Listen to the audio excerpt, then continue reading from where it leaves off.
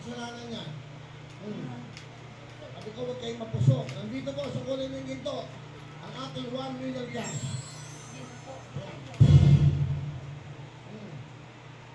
Di malungkot, di ba? Ibig na maging masaya kayo.